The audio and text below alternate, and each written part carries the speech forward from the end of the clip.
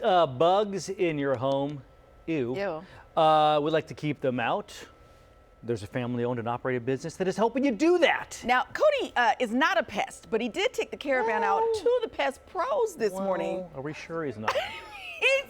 He's not a pest. Hi, Cody. Are we sure he's not a pest? I know. But yes, we're at Pest Pros this morning. This is Josh. You've seen him on the commercials. You've seen him. Honestly, Josh, we have done at least 3 live shots where it's like some charitable organization, and all of a sudden I see you and your team behind there. That is a big part of your business. Yeah, giving back is one of our core values, and my team's really gone all in on it. And honestly, I feel like with the efforts that we've put into these campaigns and giving back, like we can almost do anything with it. We just raised a ton of money for the American Heart Association. I was so proud of my team and how they got behind it. We got our clients behind it, and we're using our presence in the area to make a bigger impact. So the bigger we grow, the bigger that impact grows, the bigger our team grows, and it's been really incredible. It's really compounded. I dig it, man. Okay, you said team. How many people on your team? How many folks work here? We have 65 employees. We've been in business 8 years. We have 65. And, we're very intentional about who we bring into our team. When I mention core values, I know people say like, hey, we have core values. We have core values. They're very, very intentional what we do with that. We hire, fire, promote off of it, and we really stick to that. Anytime we've deviated from that, it hasn't worked out so well. So, so we're like, nope, this is what we do. We hire, fire, promote based on our core values, and that's important because you're going into people's houses. They need to be able to trust you. Absolutely, they have to be able to trust us. It's like we're going to their houses. Sometimes they're not home. Like we have to have people of high integrity that we can trust to do that. Well, I don't know if I'm high integrity, but if you need 65 and a half employees today, Josh, I am here for you. I am here for you, and so you're going to teach me to be a Pest Pro. That's right. Yeah, 65 and a half. We'll get you up to 65 and 3/4 by the end of the day. You guys, I feel honored. I actually have a locker. Where's the Cody locker? Right here. Right there. I got my thing. And You have a uniform? got my uniform. It's official. Got my hat. I'm ready to go. It's official. Okay, so coming up next hour, we're actually going to go on a run. I'm alert. Come on over. Come on over. What are we going to do this first one? So we're going to take care of a house around the corner, and then a little later in the morning, we're going to stop by and take care of a warehouse. Okay. Ooh. Okay. Too crazy. All right. Warehouse pests. I don't know how much Next help level. I'll be, but I'm helping you. I'm going to put you to work, man. Will there be any If people clearing want to of get a hold of you, tracks? what do they need to do, brother? They can go to stepuptothepros.com or 916-461-1PRO. Done. Also, Done. Cody? Yeah. What kind of pests we looking for? So nothing too crazy. Like I said, just general like pest stuff. Might see some spiders, maybe some of those big outside roaches I was telling you about. Oh, We'll dang. See what we find. What about? It's okay. Okay, that sounds great. That sounds great. I just. What were you saying, Court? Can you stand between the 2 gentlemen that you were just speaking with? Yeah. Because one of these kids is not like the other. One of these kids is one of the same. I don't know if you No have beard? enough facial hair. Oh yeah. Can you grow a beard? Do you have time to grow a beard between now and your first? Courtney says I need to grow a beard before we go. That's Part of the Yeah. uniform. prerequisite for working here, man. See, Okay, Courtney, I will grow a beard before the next live shot. make it happen. That's how manly I am. I'm talking about. Yeah. Thanks, Cody.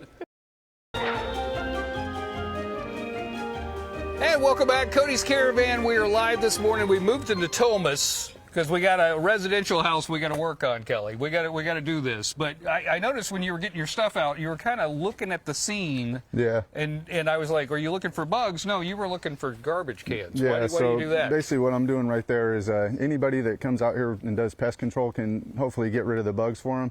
We always try to find the extra thing that somebody else isn't doing just to help them out, build that genuine connection with the client. Oh, that's a very nice thing that you do. Yeah, any little thing we can do that helps. Okay, we'll put these. There we go. Okay, what's the big thing right now? What are you getting called at all the time now?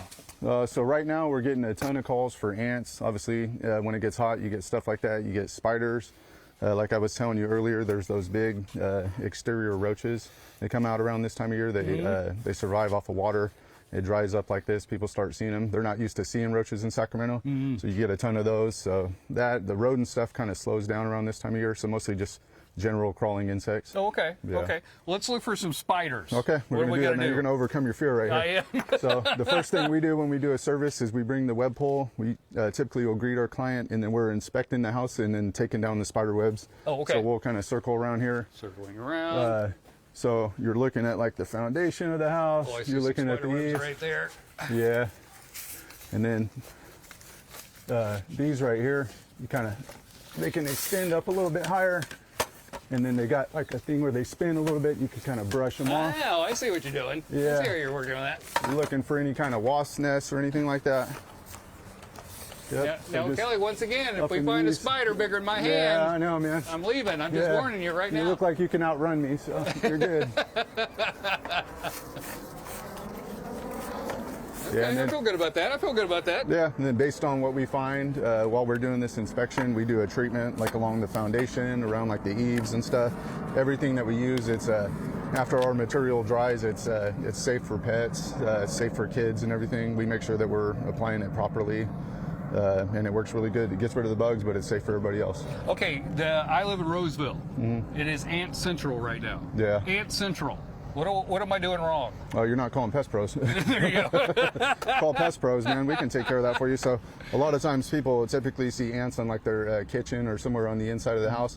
But if you don't like identify the source of it, you don't find a colony on the outside and get rid of that, then you're not solving the issue. That's where we try to do a deep dive into it, get to the source of the problem so we can eliminate it and you don't have to call us anymore. Okay, I get it. I get it. All right, coming up next, we just did a residential Yep. house, but you also do commercial. Yeah, we do commercial, we do multifamily, we do basically anything pest control related, we do. So next we'll be going to a warehouse that's about like 10 minutes down the road or so. Okay, that sounds good. But first, on guard. I have a small child.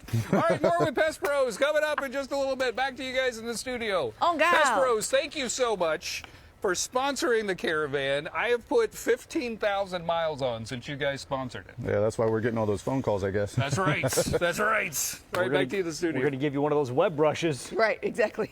to take with you on those 15,000 miles. You can hit up some clients along the way. Yeah, there you go. Thank you, Cody. Code.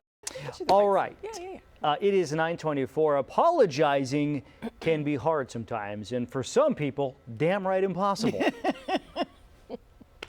But there are ways to make apologies more sincere, like meaning it. Courtney is standing by this morning to learn the do's and don'ts when it comes to saying sorry. Listen, Rosalinda is not sorry for being one of your biggest fans because you are a nut supreme. I look forward to your witty remarks. It's Well, you're the only one. witty banter. Rosalinda Randall is here with us this morning, our civility expert, talking about ways that you can ruin an apology. Yes. Yes, because a lot of times, There's so many. John brought up a good point that, if you watch reality shows, a lot of times those folks spend a lot of time apologizing, but it's like a bad. They're also backhanded damaged apology. people, too. Yeah, that's true. Yeah, right? and they get paid not to apologize. Yeah. So you never know. Yeah. But yeah, some people have a very difficult time apologizing or just don't do it. Their pride, their ego.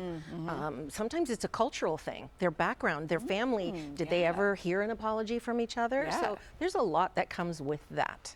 Ignoring it is one of the big things. Yes, yes, ignoring it. If you ignore it, that means there's a trend, I came across it, ostrigine.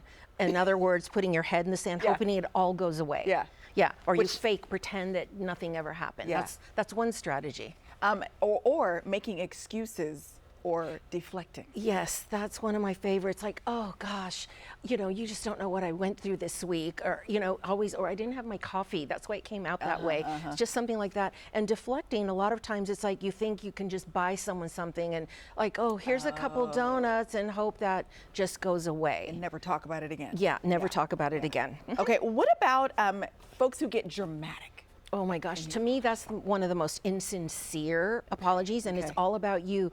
It's crying, oh, I feel so bad that I hurt you. Yeah. So it's about you, and you're loud about it, and just, go on and on about how bad you feel, Yeah. but you don't do anything about it. Is that related to the poor me strategy? Yeah, somewhat. Poor me is like, you don't understand me, or I say things, it's my true self. I just can't control it, and I'm just honest about it. So again, it's about you, and you took it that way. Yeah. It's just my truth. Yeah. Now, what about the coping mechanism of making a joke joke of things. And I will say that I've been guilty of that. You know, sometimes if there's something happening and I'm like, oh, I'm embarrassed because I made this mistake, or I want to apologize.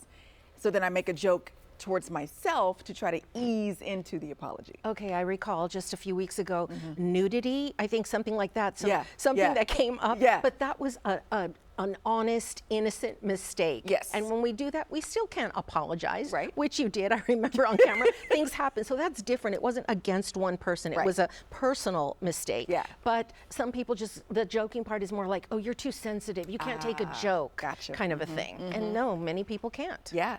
What about these public displays for the the grand Oh apology? gosh, yes. You wait until they're in the lunchroom and make sure it's full, and you just go in there and go, I want to apologize, almost like a theatrical thing, nice and loud. Yeah. Or you post on social media some passive aggressive. People just don't know how to accept apologies. You know, you just have to go public with all that. Yeah. And is it reasonable to go into an apology expecting forgiveness? No.